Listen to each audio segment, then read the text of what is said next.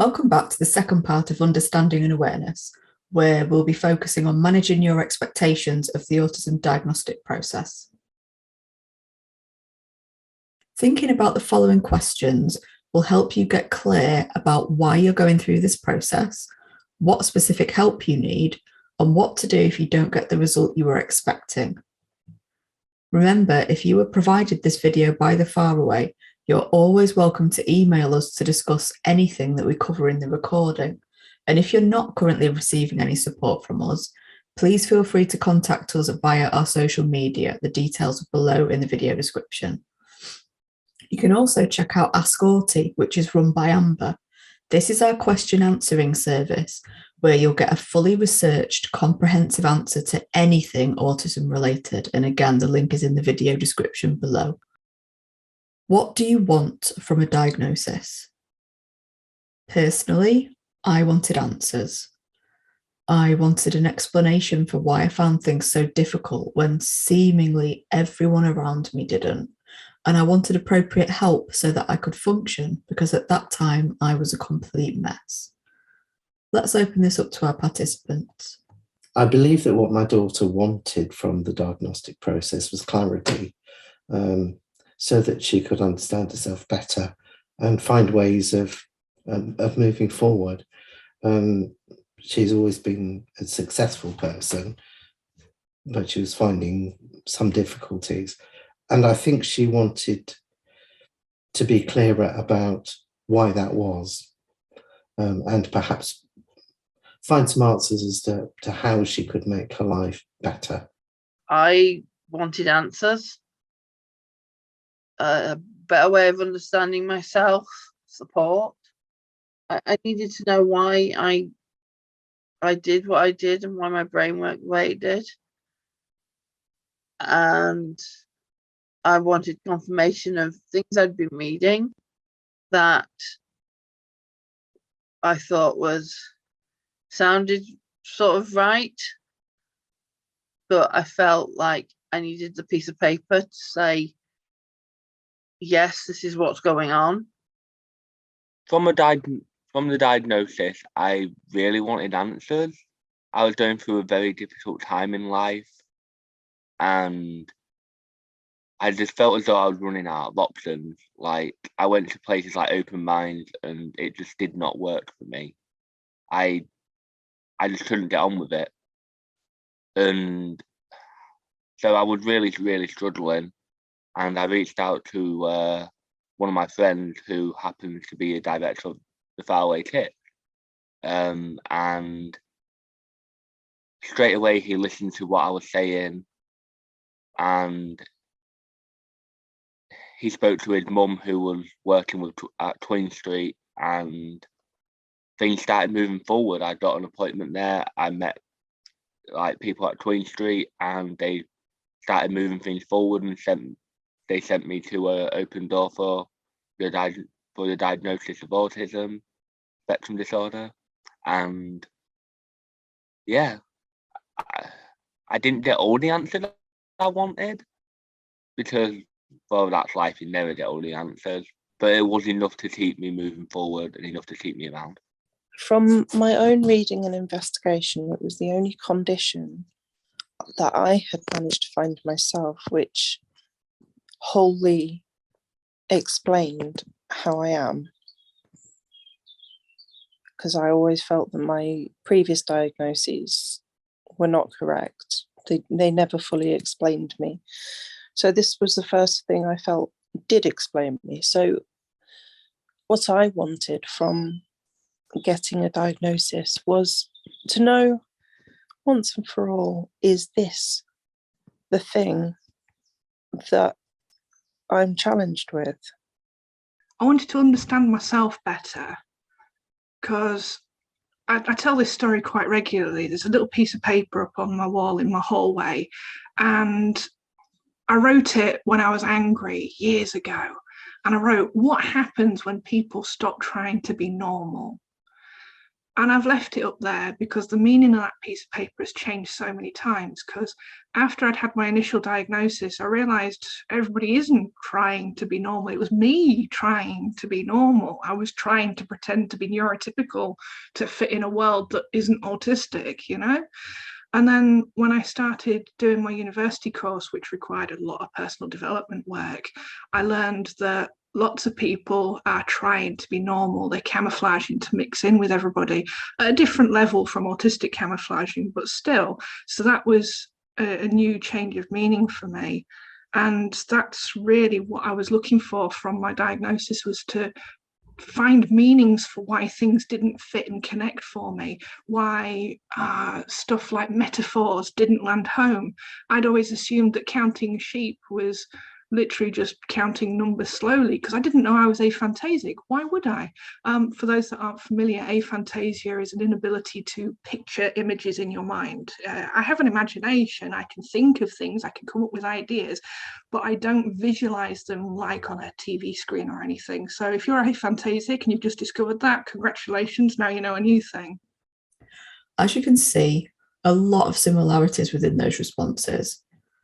As Jay said with regard to Open Minds, which is a mental health service in Grimsby, we often find that standard therapies and treatments, particularly cognitive behavioural therapy or CBT, that these things aren't designed for brains that are not neurotypical, and therefore for a lot of people they just don't work.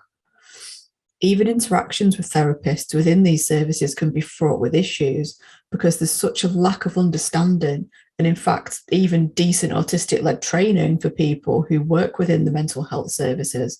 So that's really something to bear in mind if you've had experiences within the mental health services that haven't been great.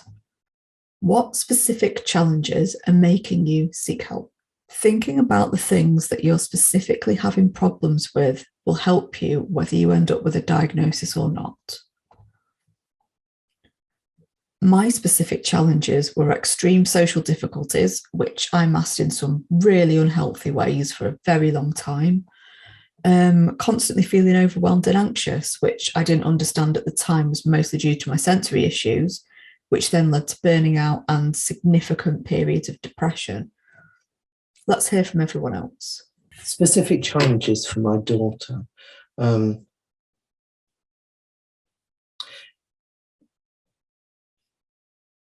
She'd had some difficulties with people, especially people who were trying to sell her something or take something from her or impose upon her good nature. And she had almost withdrawn into herself in a lot of ways. Life was much more difficult for her to organise than other people, so it seemed. And she had difficulties expressing her needs. So when she was poorly, she wasn't able to ask for help. And she really needed some clarity as to what was happening for her and why, so that she could put something in place to help herself a bit more. The specific challenges are complicated. I had worked pretty much on and off from finishing university in 2004 until early 2015, when I had a complete and utter breakdown.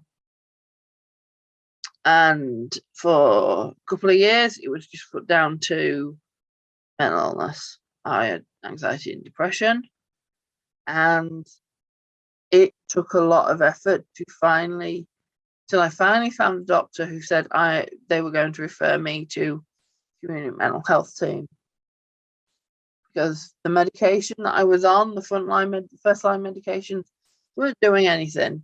They didn't help. I was still suicidal. I was still, I couldn't leave the house. I couldn't look after myself. I couldn't look after my dogs properly.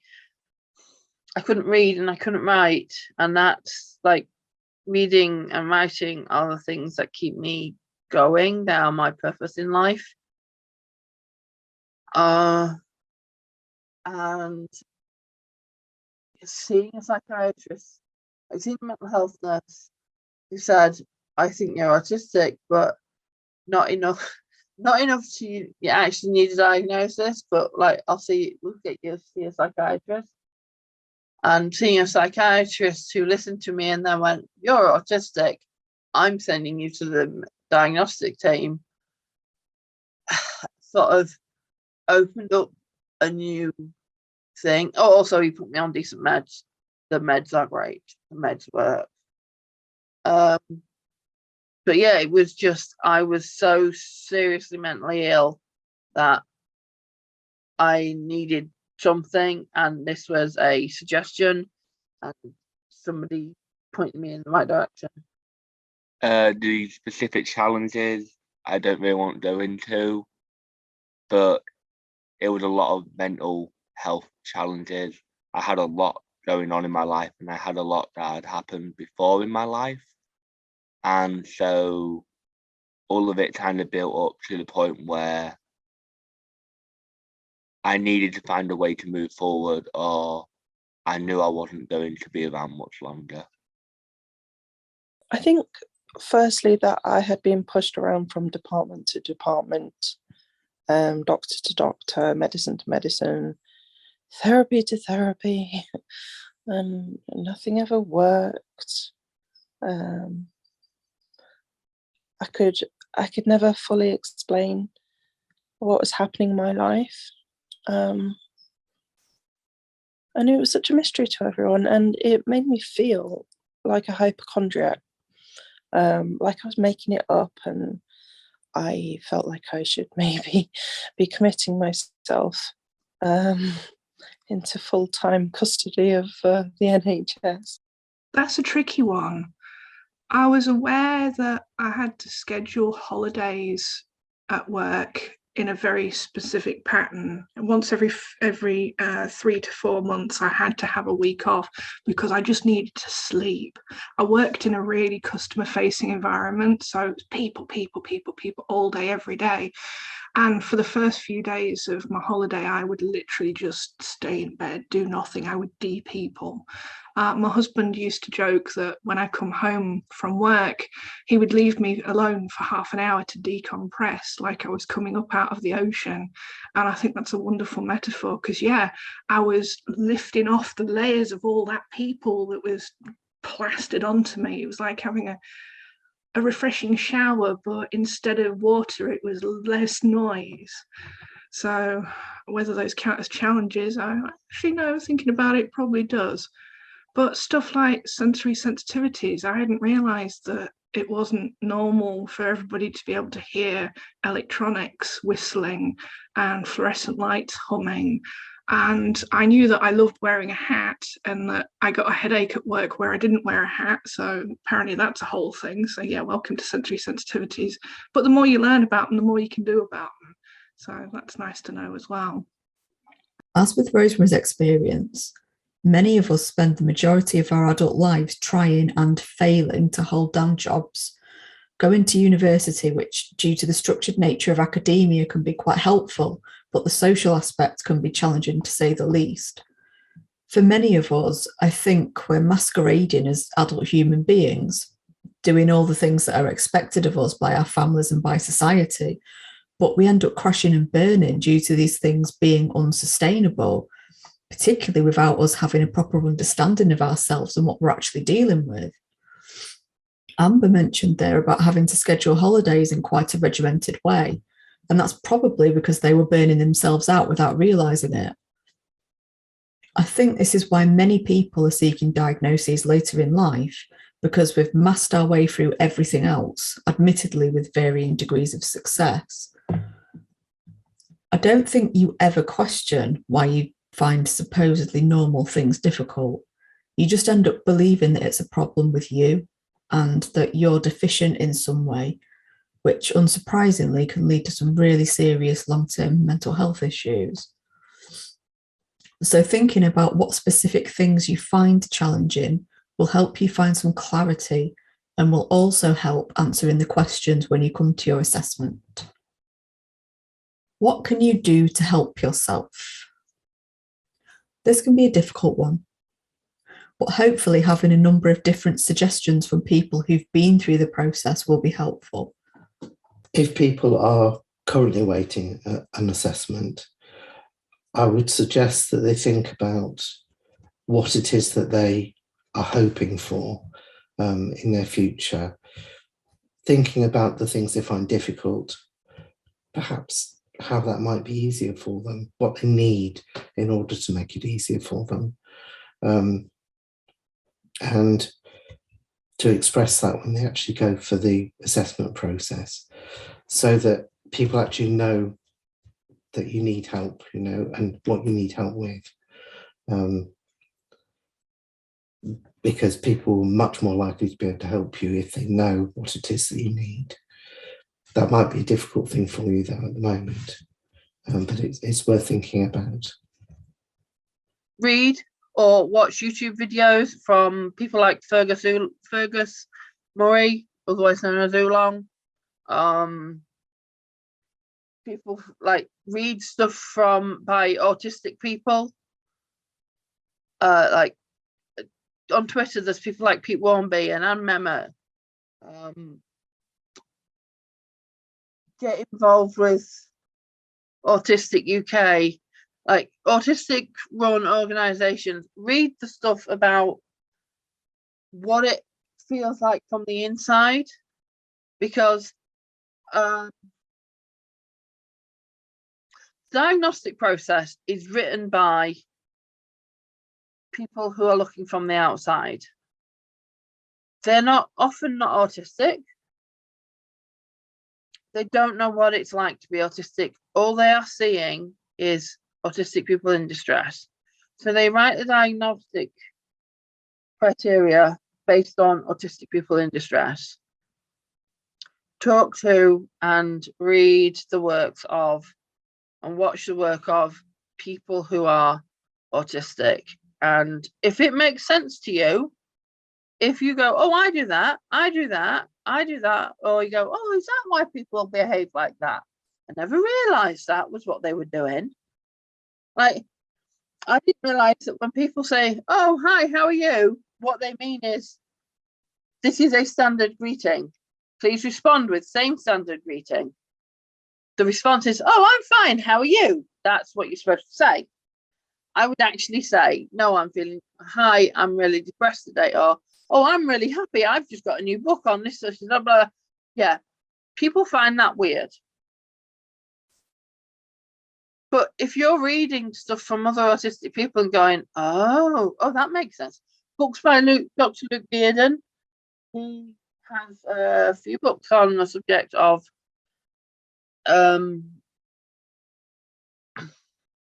autism in childhood and how to deal with anxiety. Stuff by Wen Lawson, Jan Perkis, who's an Australian, Dinah Murray, who unfortunately passed away last year. There are newer people. There are podcasts as well. There are podcasters who are audacious autistics. The Law of My Practice podcast not got an autistic presenter, but Louise is, I think, ADHD and dyslexic. And just like immerse yourself in autistic culture, and if it resonates, go with it. When you're waiting for a diagnostic assessment, all you can do is try and learn to be patient. That's one of the things that I struggle with the most. When I start something, I want the answers here, I want it now. If I see like a new video game coming out, I don't want to wait for the release date, I want it now. And so being patient is a very difficult thing. But it will be one of the things that helps you the most when going through a diagnostic period, because you have to be patient in waiting for the assessment. You have to be patient in waiting for them to read your answers and like go over all the information you've given them. You got to be patient for them to give you more appointments to come back. And you've got to be patient in trying to remember every detail you think could be useful. Because the last thing you want to do is go into that room and forget important things that could have helped sway your diagnosis to the answer that you want. Like if you go in there and you hold information back from the people doing the assessment, they might not give you a diagnosis that you need because you might not have presented all the points. So being patient is a massive one. Just learn to think of everything through and to find a way of coping with waiting for the next appointment. I would say to go one of two directions. The first, to try and put it out of their mind and to carry on living their daily life and just put it away in a box until it happens, rather than sitting down and stressing about it, how it's going to be, what they're going to do, what they're going to say, is it going to bring up traumatic memories, all of the thought processes that bring anxiety to us. If we try to focus on something else, then for some people that would work to relieve the anxiety. But what I would suggest for anyone who that's not going to work for is to research, to go on places like Aspie Central, to go on the forums where they talk about their issues, not necessarily to put their own issues out there or to be part of the conversations if they don't feel comfortable with that, but to read about the experiences that other autistic people have had, even down to the tiniest little details, and to see what they identify with and what they don't. I'd be very surprised about what they could find on those forums, the questions that people ask about themselves. And then you have hundreds of other autistic people saying, yeah, this happened to me. And I think it's very useful to trawl through those conversations so that people can get a sense of what autism means to other people as well as to themselves. Because when they're waiting for when we're waiting for assessment, we're still at a point where we don't understand ourselves. And there is such a breadth of information, such a breadth of experiences that that the mental health system simply sweeps over. And I feel that if people can start to if people can start to get a grip on those experiences, they may find that the assessment itself is easier, because they're not necessarily looking for things that are wrong. When you have a mental health assessment, they look at all the things that are wrong. But when you have an autism assessment, there's no sort of judgment of worth on there. I was in a bit of a peculiar position because this is before a lot of the services started rolling out. So I ended up trying to read as much as I could about what autism was, and I kept falling into all of the generic stuff about autistic children, and there's hardly anything out there for autistic adults when you first start looking. For me, I didn't have many options and resources, but for you, find autistic communities. Facebook's got some really good ones.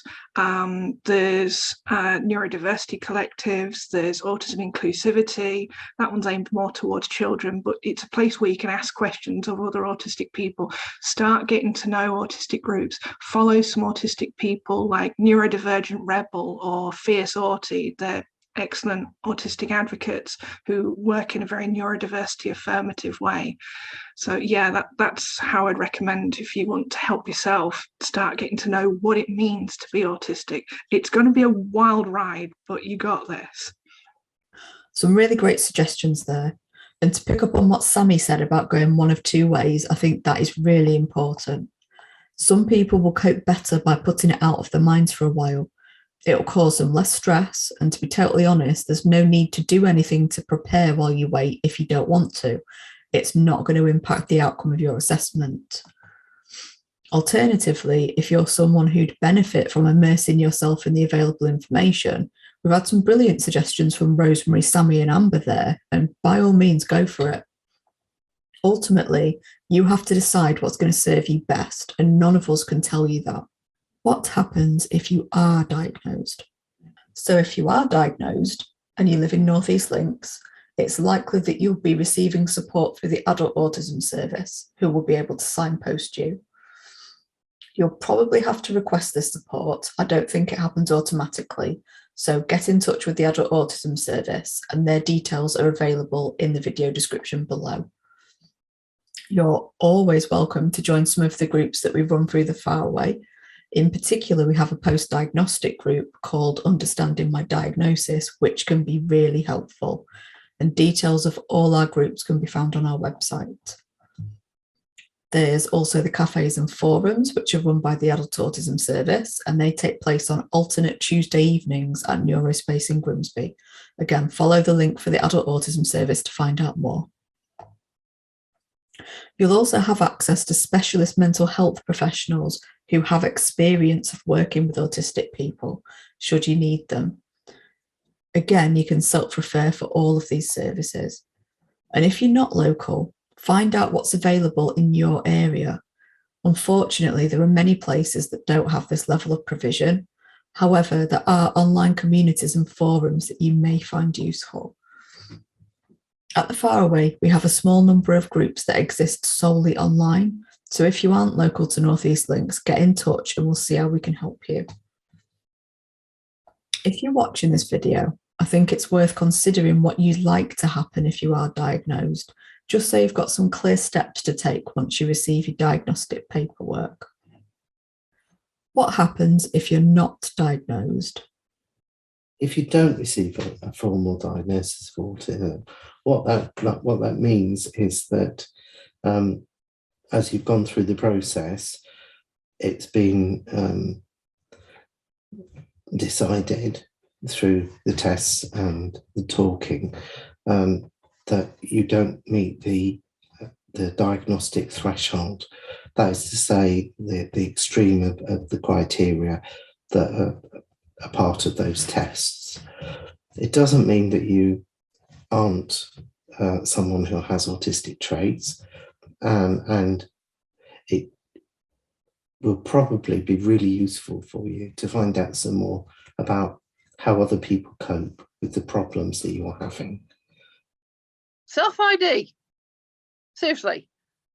Yeah, you won't get the support you need, but you can probably be like, but if you know, sometimes it's just about knowing yourself. If you know that, yes, I'm autistic, no, I don't have a piece of paper, but I'm autistic, and you know, that means you can give yourself leave to say, well, actually, I can't do that because I haven't got the energy for it. And you start to energy, and you give yourself permission to say, actually, I don't want to go to these things because it messes with my sensory issues, so I'm not going to go. And you don't need, unless you need support, like actual support through the services, you don't need a piece of paper to say to know yourself. You can know it in yourself and go, well, this is what I mean, if it's a case of you need accommodations for work, well, what you do is you say, no, I'm not officially autistic, but I need these accommodations because this is what is happening. My assessment said I have social anxiety or whatever, you know, anxiety, and to deal with my anxiety, I need this, this, and this. There are ways around stuff. There's always ways around stuff.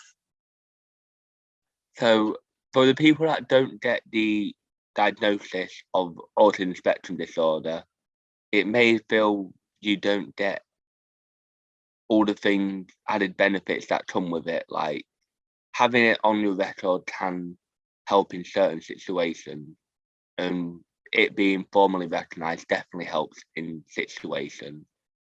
But it's still not the end of the world. Like you can probably appeal the decision if you come up with more evidence to support why you think you should have a diagnosis. You can always go back. You know, the people there are understanding, and if not, they've got, you know, me and my colleagues, Lucy and Rosie, and people like that to talk to, where we'll help guide you through it. You know, the last thing we want is to see anyone suffer just because they didn't get a diagnosis. Although it can feel like the world is unfair and everything's against you because you didn't get it, I went through that personally with my wife. Unfortunately, it's a difficult thing to try and get diagnosed, and if it's at the end of the day, it's just one person's opinion, and you shouldn't let that change how you feel. If you feel that you're hitting all the traits, if you feel like the things that help autistic people also helps you, don't stop, carry on, do the things that help you. You know, just keep going the ways that help you get through life. It doesn't matter if someone else has a different opinion. If somebody has been denied a diagnosis, it's either because they don't have the condition or because they're not showing enough of the traits, which may simply come down to the interviewer's skills. Alternatively, it may come down to what a person wants out of a label. Because if you go into an assessment and say, oh, I don't know if I am, I don't know, and I don't know if I should have this label, showing anxiety about having the label, and they can't put a positive case forward about why they should have the label, then unless there's something really severe in that person's life, the assessor is not going to give them the label, because they only do it if there is an advantage. So I would say to anyone who does not get that label, if you truly, truly believe that you should have that label, make a case as to why. There's an interesting argument, and it's one I've been having a discussion with several clinical psychologists, and in fact with my university group who look at things, as they call it, abnormal psychology. There's a whole debate there, I won't go into it. So autism diagnosis is a real tricky one, because you've got a bunch of people who are usually neurotypical deciding whether you're autistic or not. And I don't know about you, but that feels a bit weird to me. Personally, I think we should get a group of autistic people together and they go, yeah, definitely you're one of us. But I don't know how to do that without being gatekeeper, you know? But no, you know your brain better than anybody else's. You know your experience better than anybody else's. And I know it's really difficult to trust your own phenomenology, your own experience, because people have told you, oh no, that's not like that. And what are you on about? That light's not loud. You can only really rely on information other people have given you, but trust your own experiences there. The autistic community in general is fully accepting of self-diagnosed individuals, and it is really hard to get diagnoses for a lot of people. There's issues of racism, classism, sexism. It's getting better, but those problems are still there.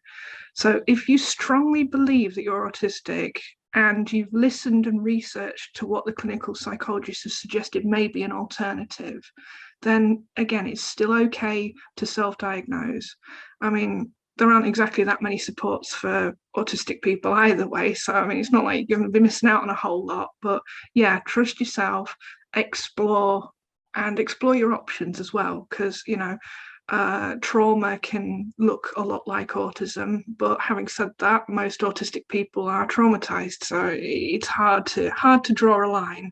And in medical communities, they're looking to draw a line of autistic enough, so you can still have autistic related conditions. So that's something to bear in mind as well. If you're not diagnosed and you still feel that you need more support, your first port of call should be to your GP or single point of access. Remember, if you aren't diagnosed with autism, it doesn't mean that you don't have autistic characteristics. It simply means that you don't meet the threshold for a clinical diagnosis. And as we've heard, it's entirely possible to self-identify as being autistic. And while you won't be able to access some of the more specialist therapeutic support, things like our groups at the Faraway will still be open to you. And remember, you can still do your own research and develop coping strategies based on the autistic traits that may be causing you difficulties. So to summarise, it's not the end of the world if you don't receive a diagnosis of autism. Self-ID is widely accepted by the autistic community, the Faraway included, so there's always support available if you know where to look for it. And you can always appeal if you don't agree with any decision. We've reached the end of the session, and we really hope you found it useful. We rely on formal feedback to keep this project running, so please fill out the baseline and feedback forms that were emailed with this video link, and we'd really appreciate it if you could fill them in with honest feedback, because we genuinely want to make this service better and accessible for more people. If you don't have the links for the feedback forms, please consider sending one of us an email with your thoughts about the video, or a message through the Faraway's Instagram or Facebook pages. Our contact details are in the video description below. And look out for the second video in this series, which looks further into building resilience and coping skills. From all of us at the Faraway, thank you for watching.